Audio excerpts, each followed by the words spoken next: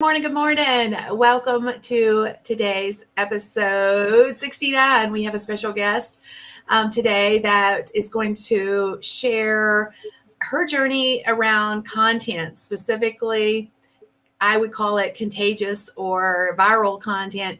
I kind of have a love-hate relationship with that word because I feel like content has to be contagious before it gets viral. People have to like it and start sharing it, and then it kind of gets a life of its own. I think those terms are interchangeable sometimes, but at the end of the day, we all want that, right? We want content that people are consuming and willing to share. They're like, I love this. I'm going to share it into my community. So as you guys are coming in, just give me a shout out. Where in the world are you this morning or this afternoon? I know depending on where you are in the world, you are probably in different places or different time zones. I am assuming that it looks like we are maybe having some issues again, but we are going to go forward and prosper. I'm not sure if we're live in certain places, but Rhonda, you check on that for us, okay? We've been having issues every once in a while with, the show publishing in certain locations. So okay, we're good. So Chuck is saying he's there. I know we're good to go if Chuck is there. So Chuck, good morning, good morning. And we have Joshua from Texas. We were just talking about Texas yesterday in relation to this viral video that we saw about Buc-ee's. Now, if you're from Texas, you know what I mean. Like Buc-ee's is like an experience. It's a gas station, but it's like incredible. But anyway, sorry. All right, we got Mississippi in the house. We've got, hey, Susie, good to see you. I haven't forgotten about you. I'll be filling out your podcast form, I promise.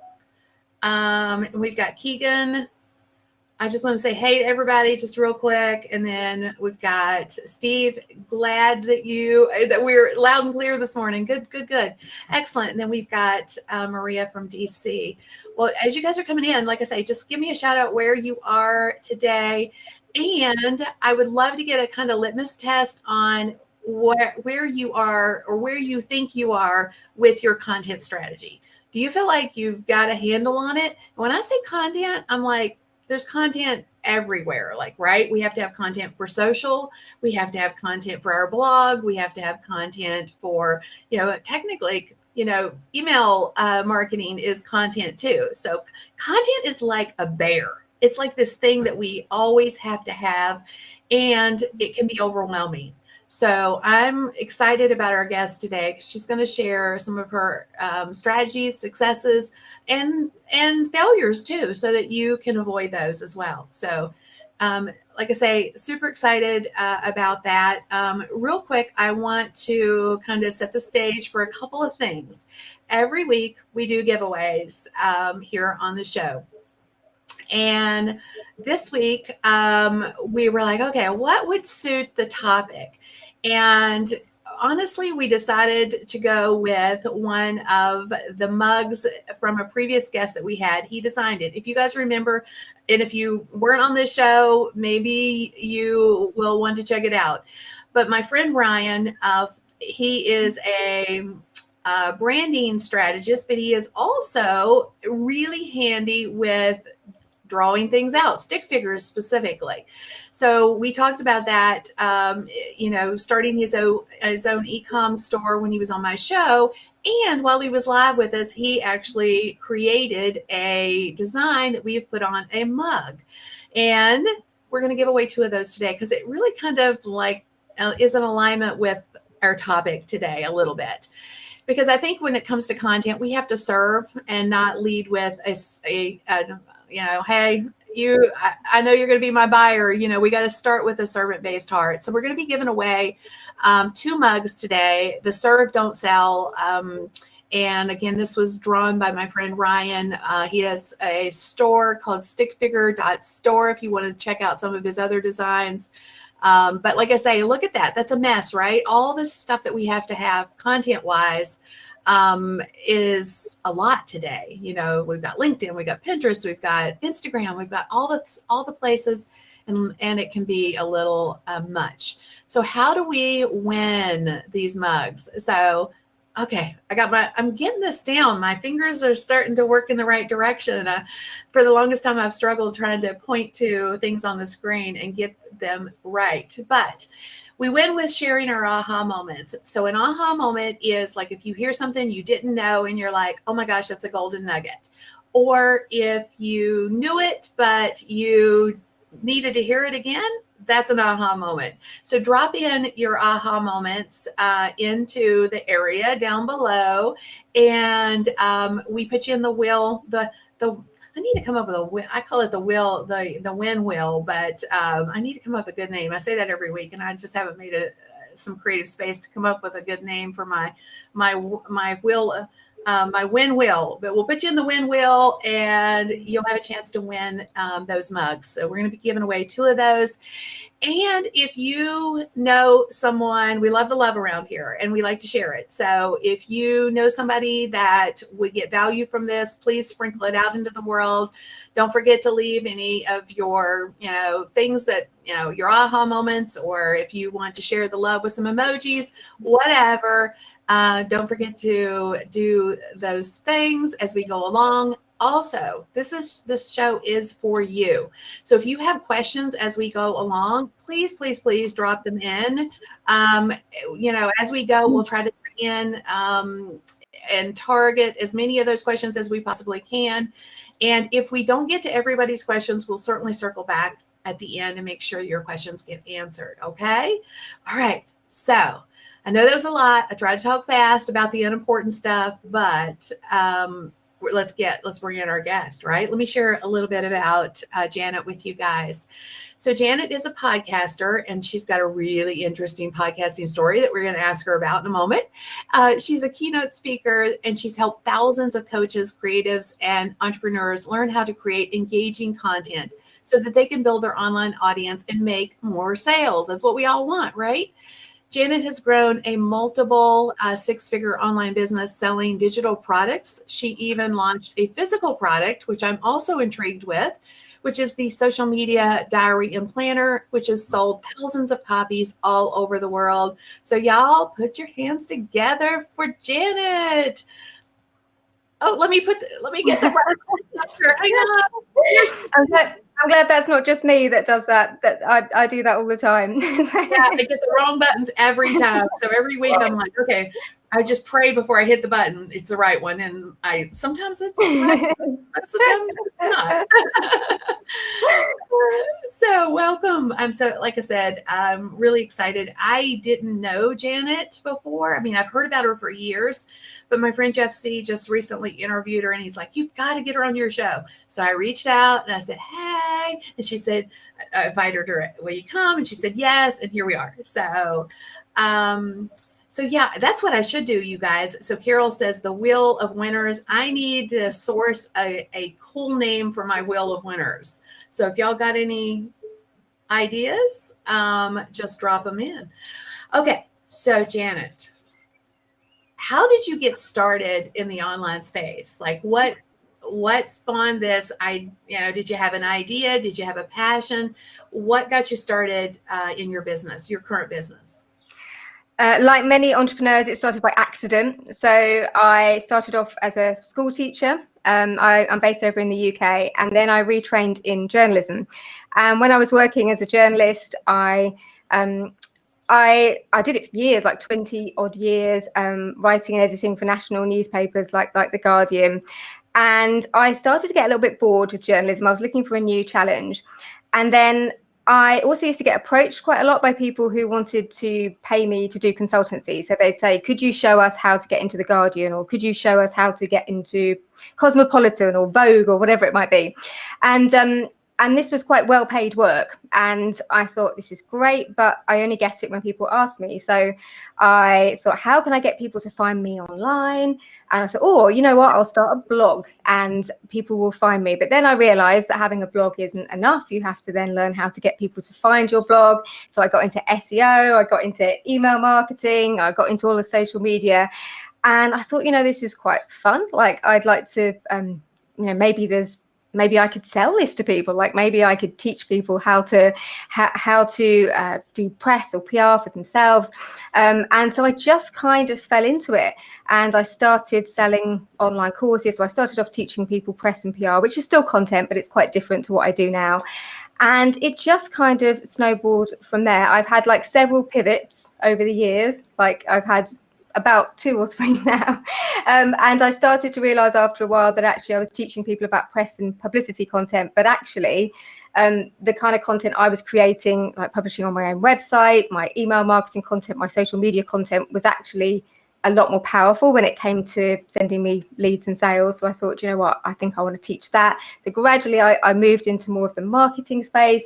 And then, well, now that brings us that's a very potted history, brings us up to date now, where I help entrepreneurs, coaches and creatives to build online audiences. And to do that, you have to create engaging content. And when you talked about viral content earlier, it's interesting because for me, the phrase is always engaging content. It's like, how can I get people to comment? How can I get people to share? How can I get people to be excited about my content? So that's really what I focus on now. I've got a membership community. I've got loads of online courses. We mentioned my physical products. So I've got this planner, this content planner here. Again, a happy accident that I launched this planner. And I speak, I have a podcast, and yeah, that keeps me pretty busy. Does that bring you up to speed, Kim? Yes. So I just want to key in on something that I think is super important in the context of, a lot of times people start businesses and they think they're, to your point, accidentally. Like certainly for me, I didn't have a vision for having a 7-figure business when I started. No way. I mean, I just wanted to earn an extra $200 a month. That was my initial goal. And I think a lot of people start there. They just want to earn a little extra money, and they just get started. What I love about what you said is how many times you've pivoted, where you just kept refining what you did, in some cases, maybe, this is what I really like to do, and let me get rid of this over here, which leads me to something we talked about right before we came on to the show, went live, where you talked about, or you shared with me that you had recently ditched some stuff that was no longer serving you. So as we grow in our entrepreneurial journey, there's things that we hold on to from an emotional standpoint. Sometimes I'll say for myself, because I hold on to stuff sometimes because I'm like, I put a lot of time and energy into that. Like I can make this work. And then, it just drags us down. So can you share a little bit of your journey on and what you've recently let go and how that has made room for some amazing new things? Yeah, so I think I'm the queen of letting things go. Someone actually sent me a message recently to say, are you okay? Like, do we need to have a chat? Because I'd let so many things go. But I started a podcast so early on when I was like figuring out this online business marketing thing. I thought, you know what? I used to listen to Pat Flynn's podcast and I really loved it. And I thought, I fancy having a go at that. So I launched a podcast, and it was generally, it finished in April after 450 episodes, 4 years. It was generally at the top of the UK marketing charts. It was often right at the top of the business charts. But I just got to the point where I felt I could do better. And I thought, you know what, I've been doing this for like 4 years. And it wasn't like I was falling out of love with it, but I just felt I could do better. And I thought I could carry on doing this and it'll carry on bringing me leads and sales, or I can just like finish the whole thing. So I've just recently launched this Courageous Content podcast, still the same thing, like practical online marketing, business advice, but a really different format. I've really upped the quality because when I started podcasting, like I had no clue. I've actually just had some training in podcast. I've been having presenter training as well to improve my presentation. We've created like much tighter episodes, more like kind of radio shows. But I just felt like it was doing okay, but I felt I could do better. And I'm like lots of entrepreneurs. I just always want a challenge. I want to be doing the best that I can. So we launched that recently, and I know you wanted to talk, Kim, about getting it to the top of the charts. So we can talk about that. But I ditched a Facebook page. So I had a Facebook page that I started right at the start of my entrepreneurial journey. I didn't have loads. I had maybe 10, 12,000 follows on that page. But I started it when I had a different audience and I was selling a different thing. And I felt like my audience had changed. I wasn't reaching the right people. So I just finished my page and started a new one.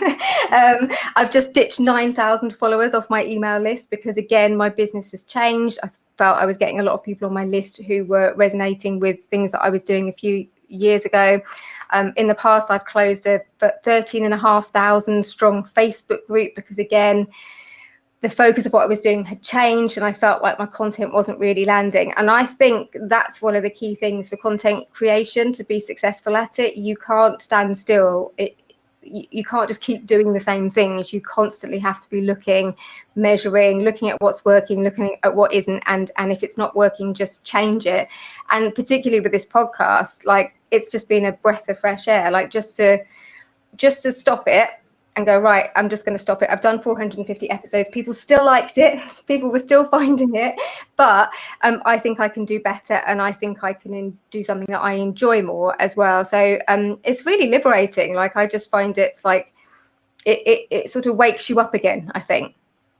So good. So good. And I hope that somebody heard that and took it to heart, because it has certainly been one of my struggles over the years, is to get wrapped up in, okay, I've got years into this, I can't just let it go. So I love that you said that.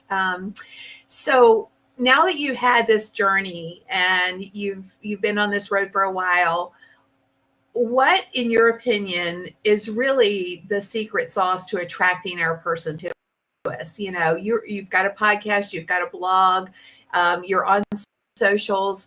Like, is there an overarching, like, is it coming? What is it that is a necessary ingredient for every online business that they, in your opinion, have to have in order to attract our person to us?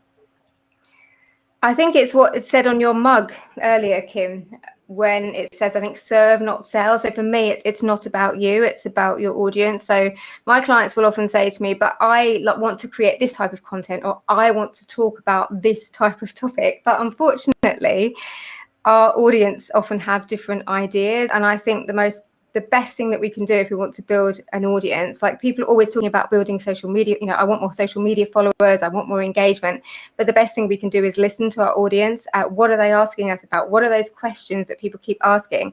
I mentioned earlier on that when I first started in my online business, I was teaching people press and PR.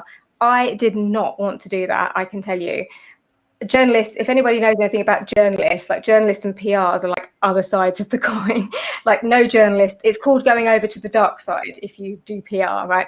I did not want to do that, but people wanted to pay me for that and people wanted my advice on it. So I thought, well, if this is what people are asking me for right now, they're saying, can you teach me how to write a press release? Can you show me how to do this? Can you show me how to contact journalists? I'm going to teach them this. And then I'll take that experience and then I'll start to move into something which maybe appeals to me more. But I think a lot of people give up online too early, and they give up with content too early because they make it all about them and what they want to create. But in truth, your audience, people often feel like they can pick their niche, but actually your audience often chooses your niche for you if you listen. And it can often be that thing that maybe you don't really want to talk about, or the thing you think, oh, no one will be interested in that. So I think the key is listening. It's not about you, it's about your audience, and it is about service. And if you show up and you be of service, you don't really need to sell. Like, the sale is already made by the time the person gets in touch to want to work with you. If you're just totally about, I want to be of value, I want to, whatever value looks like for your audience, and that's a whole other conversation. Sometimes it's different, but if you just want to be of service and create content that solves your ideal customers or clients' questions, or solves their problems, I should say, answers their questions, that for me is really where it's all at. And I know, Kim, that's certainly how I see your approach. Yeah, so good. Yes, definitely. I am all about the person on the other side of the screen, or the other side of, if you're listening, for example, it's I've evolved so many times. I can't even tell you talked about pivoting. I do tend to hold on to things, but I don't hesitate to pivot. So it's kind of an interesting dynamic for me. But I'm curious. I loved how you shared, I talked about contagious. I think it has to be contagious before it's viral and that kind of stuff. But at the end of the day, you really nailed it, because if you don't get people to engage with your content, that's before, in my opinion, before the contagious part, right? So what, in your opinion, is an engaged audience? What does that look like to you if you're going to describe it to somebody? Everybody talks about like having a community of people, but what is an engaged community of folks? An engaged community is a community that's asking you questions, like they're in a conversation with you. So, for example, if I look at my Instagram, I create a lot of tutorials, a lot of how-tos, because a lot of my audience are struggling with things like, how do I make Instagram reels? Like literally, how do I film the thing? How do I add text? And if you look down in the comments, you'll see people saying things like, oh my gosh, I've been trying to figure that out for ages, or, oh, like, how do you do this? Or, but what about this? And like, what happens if that happens? Or could you create a tutorial on this? Now, even if you have a product-based business, you can still serve in this way, but an engaged audience will be in a conversation with you. They're not just listening to you, they're in a conversation, they're asking you questions, they're wanting to know more, they're telling you what they want them to create. Interestingly enough, the podcast episode I've got that's gone live today is with a pianist who has blown up on TikTok during lockdown. And she's a wedding pianist, and obviously with lockdown wasn't able to play at weddings, her regular gig was at the Savoy Hotel in London, wasn't able to do that. So she just got onto TikTok and started creating, just playing stuff. And her audience, as she says in this interview, they told her what they wanted. And she had like a break, she had a sort of a turning point piece of content where she played this piece of music, Pachelbel's Canon. I don't know if you know it. It's a lot of people walk up the aisle to it. And then she showed how it was like a song of a popular band, and said like, this is basically the same song. And people went mad over it. They were sharing it. They were tagging their friends in, whatever. And then she started creating these videos where she was talking about Disney characters. So I think Ariel would walk down the aisle to this particular song, or this is what I think Pocahontas would walk down. That's so niche, isn't it? Like, who would think that anyone would be interested in that? But people were asking her, and then they were saying, oh my gosh, could you create a bespoke wedding aisle song for me? My father's just died. Could you mash up this song with that song? And this is the key thing, like whether you're a pianist or a marketing consultant or coach, or whether you make candles or whatever it is, your audience will tell you what they want if you're just open to listen. Does that make sense, Kim? Yeah, absolutely. And I 100% agree with you. It's like I've often said that community isn't about people necessarily just talking to us, but it's also about connecting with each other, and there's been some amazing collaborations that have been formed inside of my Business Builders Academy, for example, where, it's, they go on the journey together, kind of thing. So it's, and what I have found is really fascinating around the concept of an engaged community is, you may not think of a question, but somebody else asked a question that you needed the answer to. You just didn't know you needed it yet. So it's such a fascinating dynamic. Like in some cases, like I'll just go back to Janet's example, like Instagram, like, hey, can you create a tutorial around that somebody else, like there's probably 5 to 10 other people out there that be like, oh my gosh, I want that tutorial. Like there may be hundreds of people who say that, but they might not have been the one to ask for it. So again, it's all about, listening, paying attention to what people are asking, and then and the other people, it's like, how often, like, think about it when we go back to school, go all the way back to school, like college or wherever, where somebody would ask a question and you're like, well, that was a good question. I wish I'd have thought of that. Or, so it's kind of that, mentality. Okay. So now that we've talked about what makes an engaged audience, do you have some tips or some strategies that you can share that help get people talking to you or asking you those questions? Yeah, and some really, really simple things. on your post. Like a lot of people say, well, nobody's replying to me, but just really simple things like putting a call to action. If you want people to reply to you, you need to tell them what you want them to do. So tell me what you think in the comments. So even when I post a tutorial, I'll always say, like, was this helpful? Do you have any questions, or do you have anything to add? It is like that thing at school, Kim, you know, when like nobody wants to be the first person to put their hand up for the teacher. And actually sometimes just telling people what you want them to do, you want them to comment. For me, the biggest thing, and I think most business content, the problem with most business content and why people struggle to get engagement is it doesn't make people feel something. So for me, your content has to connect with people emotionally. So with things like tutorials or helpful stuff, it's kind of solving a problem. Like people probably aren't like, you know, crying over it or whatever. But with other content, so for example, coaches or consultants, life coaches, people who work with people on sort of more like mind, body, spirit type things, they often really, really struggle. And they're just putting this stuff out and they're like, I don't understand it. Nobody is engaging. Nobody cares. And it's because it's just like, yeah, whatever.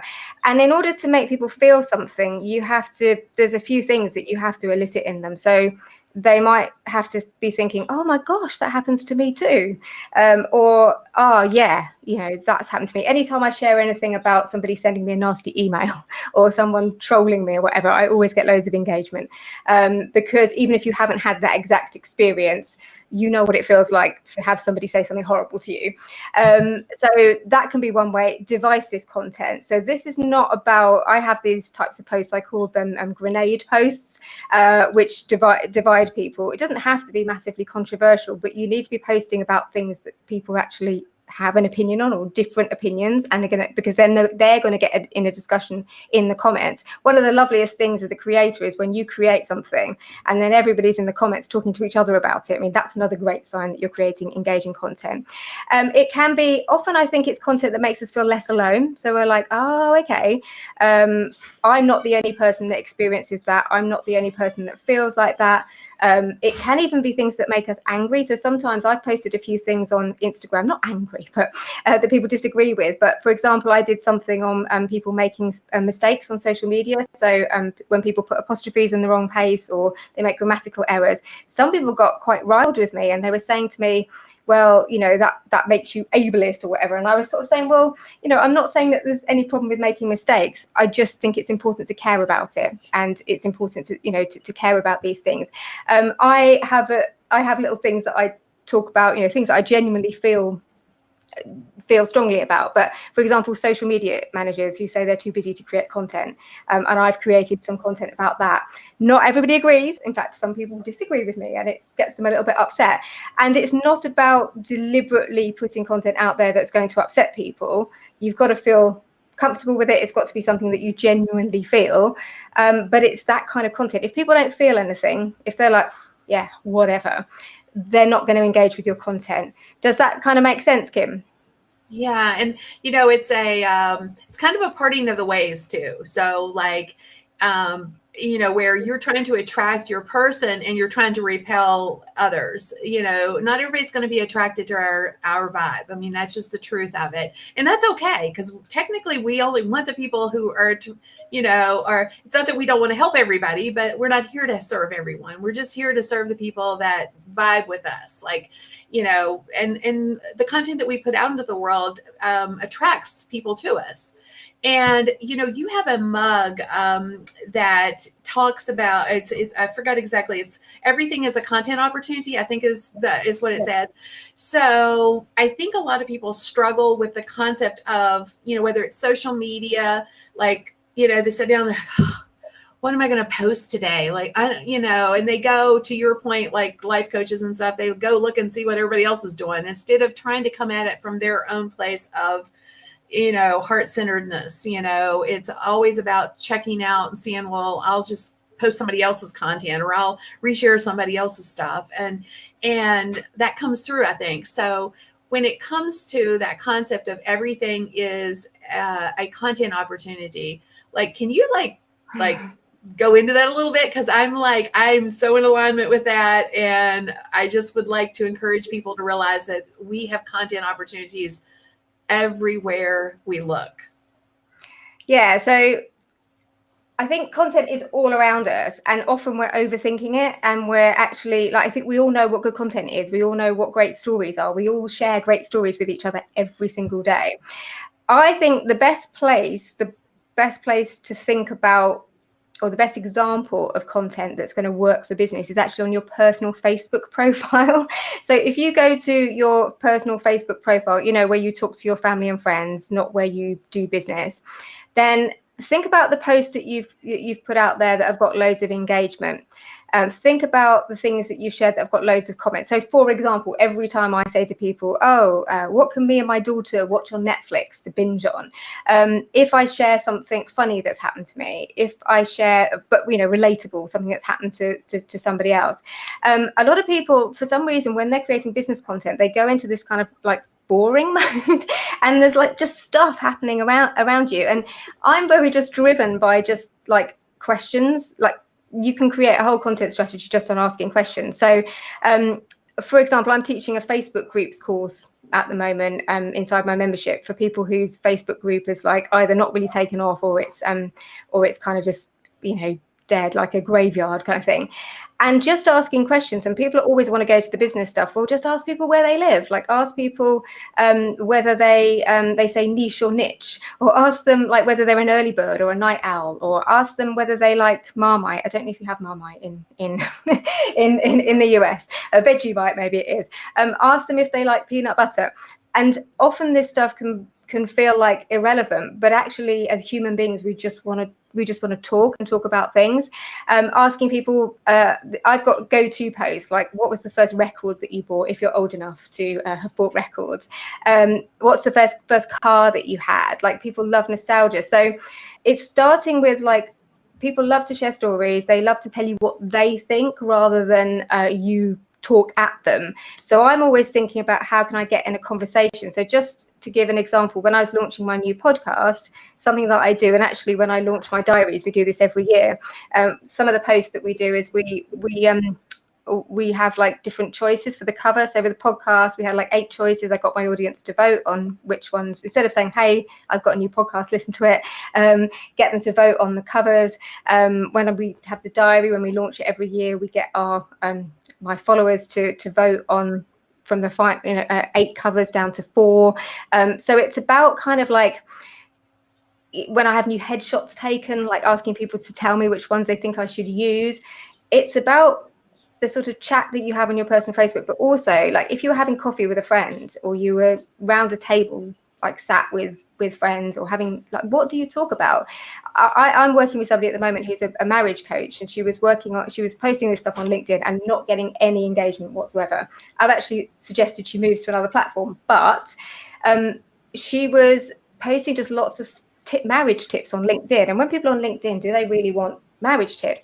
So I said, ask questions, like just ask questions about marriage. So for example, I was having a chat with some friends over coffee when we were talking about, you know, is marriage easier when you don't have children? Do children ruin your marriage? Like, and so thinking about, she did a really great post which is about something to do with Harry and Meghan. So it's actually about almost kind of like not dumbing it down, but just making it really relatable and giving people a chance to share their experiences, if that makes sense, Kim.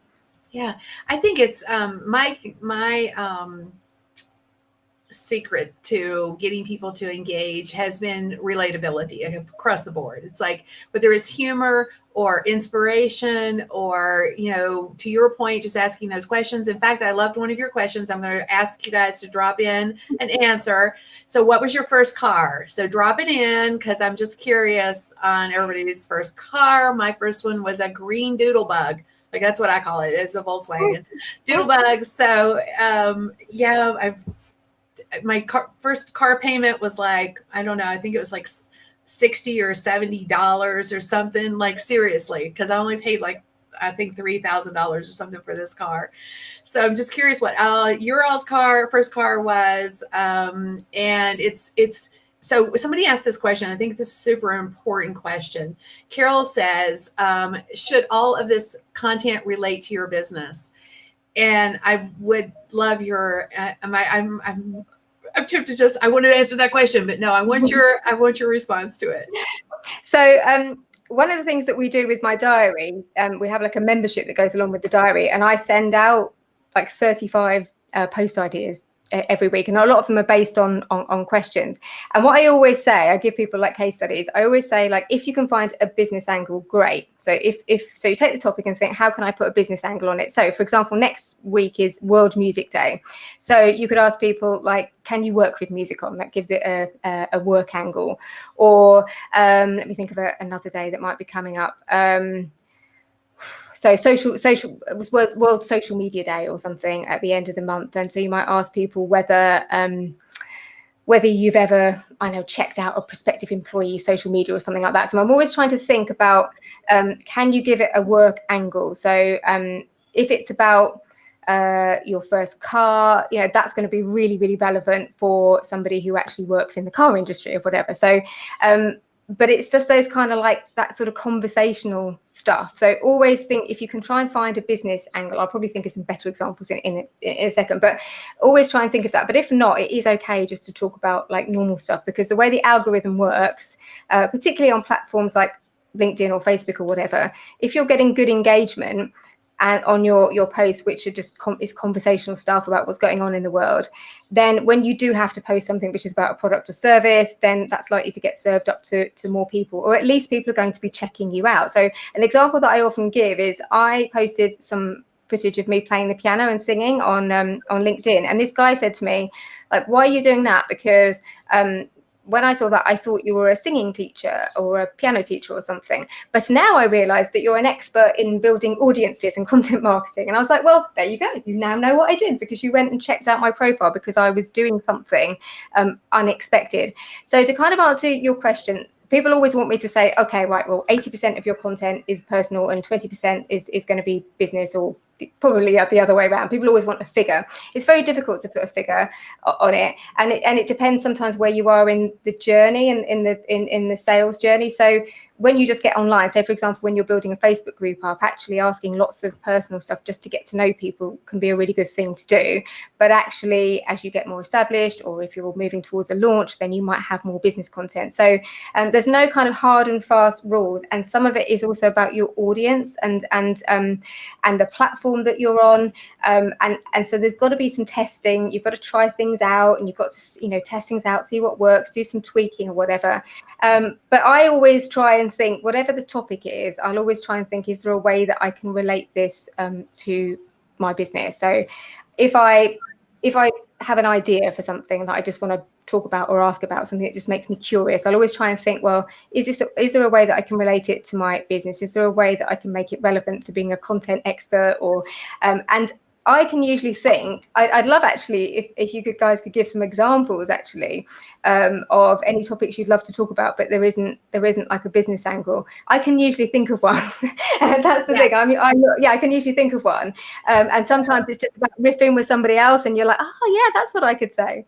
Yeah, it's always good to brainstorm, I think, with others. But let me give you another strategy. If you're trying to tie it into your business and you're just not quite sure exactly how it's going to, like, how do I come up with a question, or how do I come up with something that's, you know, this or that, that's business related, just go over to answerthepublic.com and type in your niche or your niche, or, you know, is it niche or niche? Like, that's another great question. How do you guys say it? Like, drive it in. Like, is it niche? I think a niche would be NITCH, and niche would be NEE. I don't even know how you spell the two. Anyway, but spell it however you want to spell it, that sounds the way you say it. But go to answerthepublic.com. So like, you know, like if you're teaching people how to use Instagram for their business, you know, maybe it's like Instagram stories or Instagram reels, which one's your favorite? You know, again, that ties the concept of what you do into an engaging piece of content. And that might give you, I mean, literally when you go to answerthepublic.com, it'll give you all the questions that people are searching for around a specific topic. So that might give you a jumping off point for, you know, an engaging post, for example.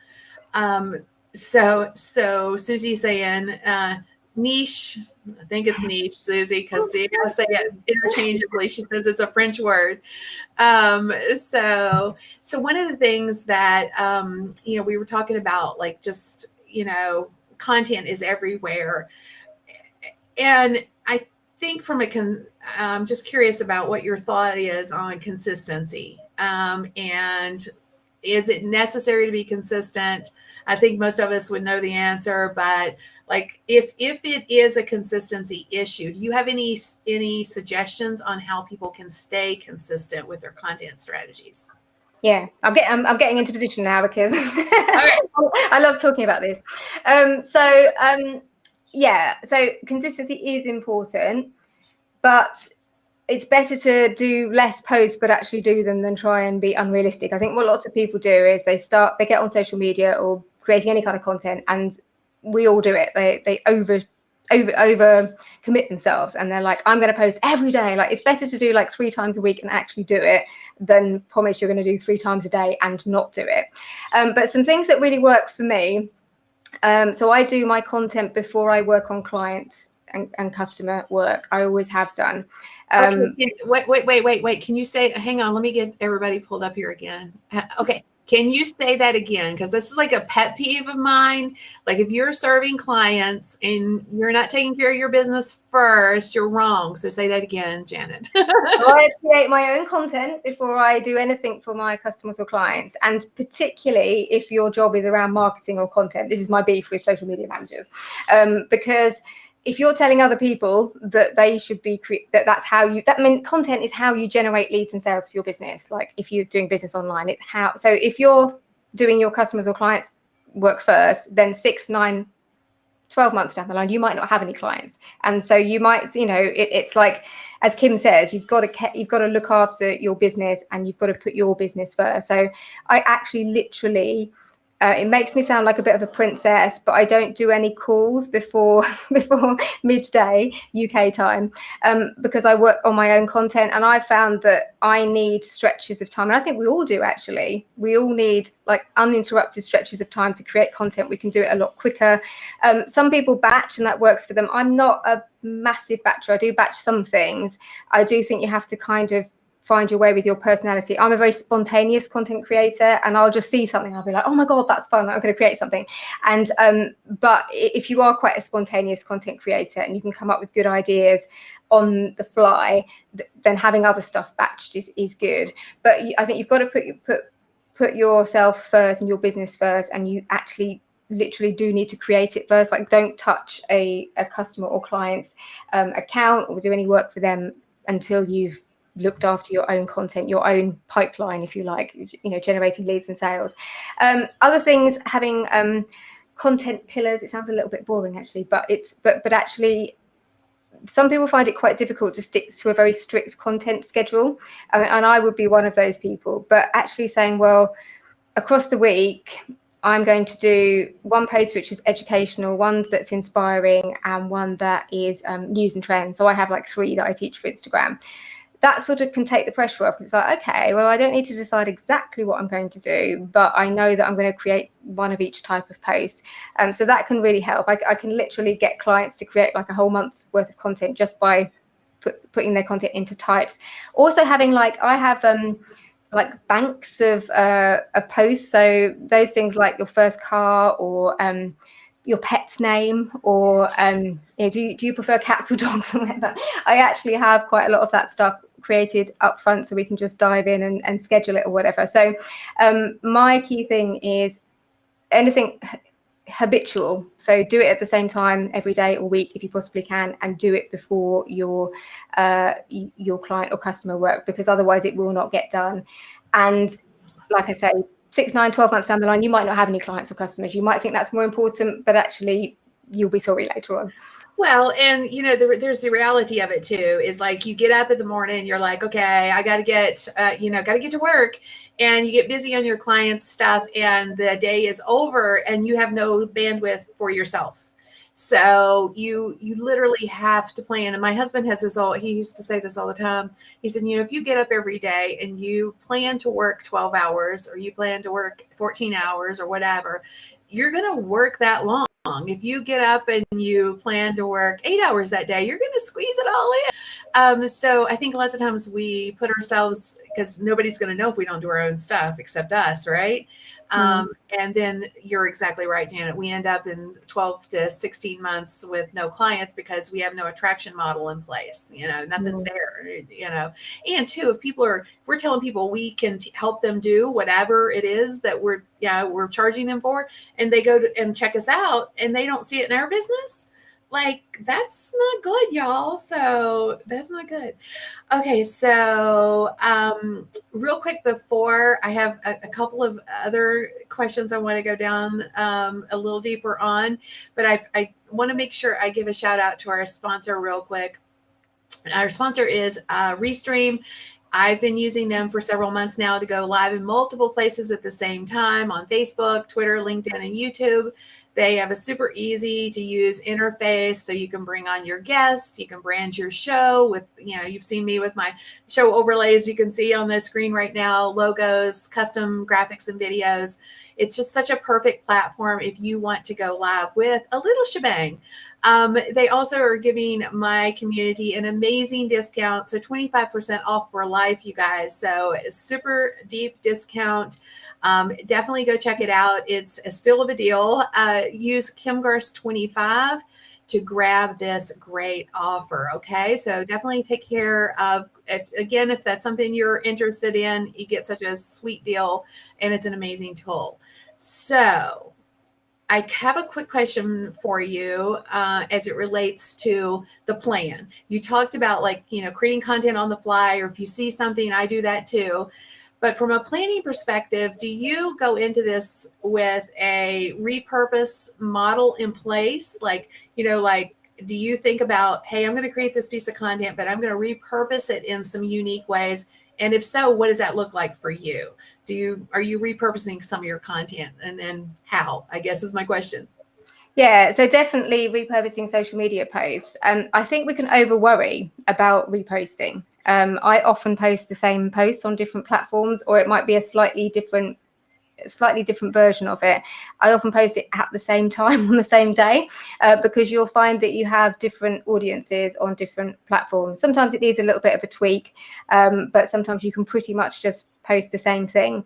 In an ideal world, I've thought about this with my podcast, for example, and I even tried it for a while. In an ideal world, what you would do is you would record your podcast as a video, like we're doing it now, and then you would take the you take the audio from that video and turn it into a podcast, and then you'd slice it up and turn it into those of shorter things that you put on Instagram Reels or IGTV or whatever. However, I found that it comes back to this whole thing with your audience. I've seen people do that. So, they've been so diligent about their repurposing, but no one's actually engaging with it. Because, for example, if you're going to repurpose a live as a podcast, the audio quality's got to be great. So people generally they'll be okay with if the vision's not so great, but the audio, they want it to be they want it to be top notch. And I've also seen people kind of repurpose stuff for the sake of it. So they'll be slicing up their videos and putting them on Instagram Reels, but no one's engaging with them because that's not what Instagram Reels is about. And I think sometimes repurpose, it's a bit like scheduling. Like, when people ask me what's the best scheduler, I'm like, oh, I hate that question, because for me, social media, it's social. Obviously, using schedulers and scheduling is going to save you time and make it more convenient, but not if you're just going to set and forget. And I think sometimes with repurposing, it only works if you're actually getting engagement. If you're repurposing just to tick it off your list and saying, oh, well, I've been really good and I've taken that live stream and I've turned it into all sorts of different content, but no one's engaging with it because no one cares, because no one wants to see that kind of content on Instagram Reels or TikTok, then to me, it's a bit of a waste of time. Does that make sense, Kim?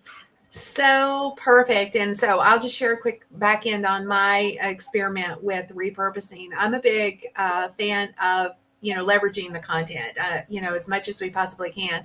But I just had Sean Cannell on my show last Monday, I guess it was. And we were talking about YouTube clips and, understanding the differences between a live show and then parsing content down. So the live show has not produced well for me on YouTube.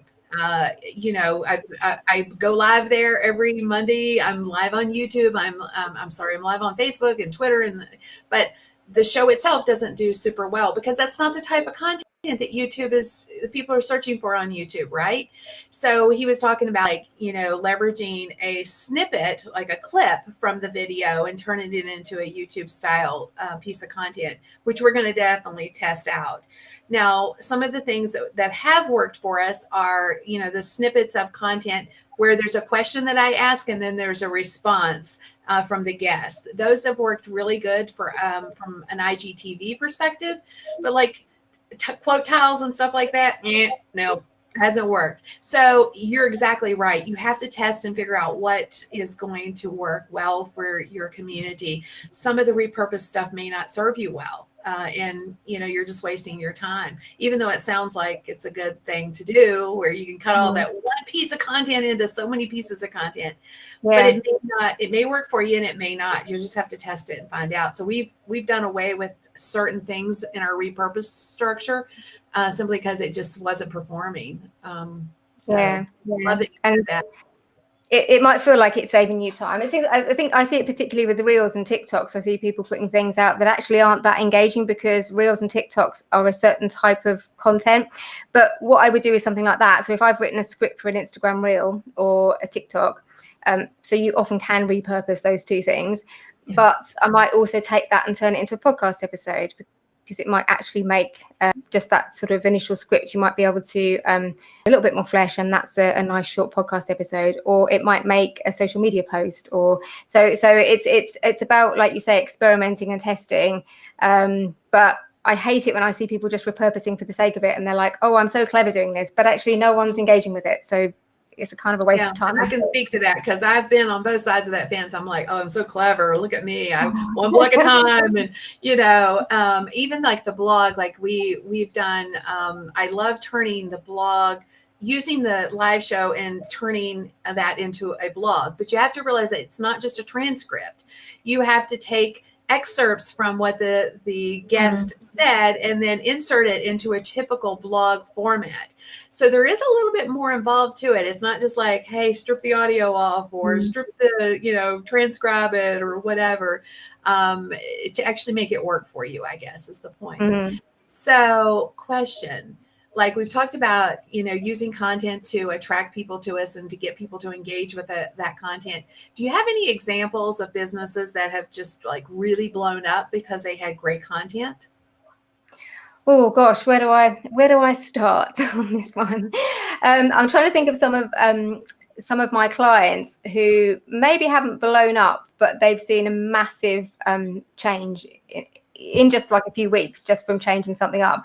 So somebody I'm thinking at the moment, I'm working with a lady called Kate, who's she's an ex-radio, but for BBC Radio, and is now coaching people on presenting. In fact, she's coached me on my presenting, and she was posting on LinkedIn and not really getting anything, because she was posting like, here's me at this award ceremony, or here's some tips on buying a podcast mic or whatever, and people just weren't really engaging.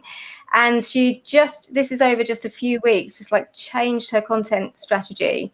So she was just asking questions. So instead of talking about how to be a speaker or how to be a presenter, like, how do you feel about, how did you feel when you got asked to read at school? Or like, how comfortable are you with public speaking? And then people are reaching out to her and asking to work with her.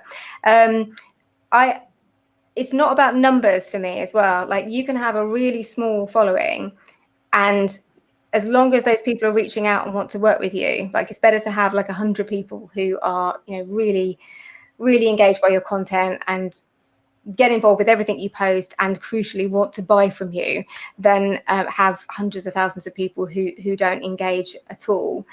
So the example I gave earlier of the pianist who blew up on TikTok. So she says in the podcast that she had 10 views of her first TikTok video, but she stuck at it and she tried different things and she experimented, and it took her, I think it was about 100 videos, and she just kind of had this turning point video, started to understand more what people wanted. And I was just looking earlier, and she had one, she's called P.N. Cole, she's over on TikTok, and she had one that's well over 1 million But crucially, it's not really about the numbers. She's got over 90,000 followers now in a short amount of time. But people are reaching out and asking her to create stuff for them, or to teach them, or to play at their wedding or whatever. And that for me is the important thing. It isn't about the numbers of followers. It's like, are people engaging, and are they crucially reaching out and wanting to buy from you? Yeah. And, you know, I love that you said that, because that's really where the rubber meets the road, as they say, is like, you know, it doesn't matter if people are engaging with your content for content's sake. Like, you know, I say it lots of times, I think we create content for content's sake, and they're just, you know, it's the wrong engagement. You're just trying to get engagement when it's not necessarily wrapped around your business in some capacity, where they're actually, you know, hey, I want to know how to do this, or hey, do you have something that I could learn a little bit more about that? And they start spending money with you. So it's a fine line, I think, where you're trying to get people to engage with you, but you're also trying to get them to take the next step. So real quick, we have got our winners here. So while I put the winners up on the screen, so Josh and Sherry, you are the winners of the Serve Don't Sell mug. If you would just go over to kimgress.com/winner, drop in your details, and we'll get those out to you guys as quickly as possible. So Janet, I know that I want, hopefully everybody has been super blessed. I've learned a lot just from listening to you. We have a lot of similar styles of creating content for sure. But I'm curious as to if somebody is wanting to like connect with you, work with you. I know we have your website up on the screen right now, but we talked earlier about potentially, having people connect with you over on Instagram. You want to share where is a good place for folks to connect with you? Yeah, so it's at Jan Murray UK. Unfortunately, Janet was taken, so it's Jan Murray UK, and I'll pop along and put it in the links afterwards. And also have a listen to my podcast. It's the Courageous Content Podcast. And I guess I didn't get a chance to talk as much about this because there's so much to talk about with content. But I think a lot of the challenges around content can be just having the courage to post, like, and putting stuff out there. And, you know, a lot of people that I work with, they're just terrified that people won't like it, or that people will object, or they'll say something nasty or whatever. And a lot of it is just about having the courage. It's about the courage to, you know, use apps like Instagram Reels or TikTok, or just get out there and just do it. So lots of practical marketing and business advice, but also we do deal with the kind of like mindset side of it, and just getting out there and just posting stuff, experimenting, being brave enough to just get out there and create content and see what lands. I love that you said that, because, you know, usually we throw up those roadblocks. Like, what if I put something out there and nobody likes it? Who cares? Do it the next day. Like, you know, you just keep after it. I love the story about the TikTok gal, the piano player, because, you know, 100 videos. So this is the thing. There's that old saying where, you know, people quit right before they see success. And it's so true. So just commit to putting yourself out there consistently, and you will gain traction. It may take a bit of time. I've often said that in social media, it takes, you know, sometimes 6 to 9 months, sometimes a year to really start getting, traction. So don't get wrapped up in the one time, you know, or the 2 times or the 5 times. You got to commit to the long haul. And just keep after it. So I love that you talked about that. Okay, Janet, let's close out with, hey, I ask a lot of questions, but what did I miss? What's a question that I should have asked and I didn't? Oh gosh, I don't know. Oh my gosh. We've covered time, haven't we? How long it takes. We've covered like what makes engaging content. We haven't talked about how often you should post. I know we did talk about that, didn't we? Yeah. Well, sort of. But if you want to dig into that, I think that's such a huge thing. So if you want to talk about that some more, let's do it real quick. So I think I touched on it earlier, really, but it's better to, less is more, I think. I always recommend my clients, it's better to do 1 platform well than try and do 5 not well. I always say it's like my job to be on every platform, but it's not yours. It's better to choose 1 platform, really get good at that, And once you've worked out how to get engagement on Instagram, Facebook, LinkedIn, whatever it is, then you can transfer what you've learned. I see a lot of people just putting out very mediocre content on lots of different platforms. Just do one and then you can transfer it. And, you know, like on TikTok, for example, the advice is often post 3 times a day. I mean, who has time to post 3 times a day? You know, that's pretty tough. So what realistically can you commit to do? Yes, your progress might be a little bit slower, but as long as you show up and you do it, if you say you're going to do 3 days a week, it's better to do that than say you're going to do 7 and, you know, give up after a week. So what actually can you manage, and what's realistic for you, and one platform at a time for me. So good. Such good advice. So, well, thank you for being with us today. And I am excited that all of you that were with us live and everybody that's on the replay or listening later, I hope you got some amazing value out of today's show.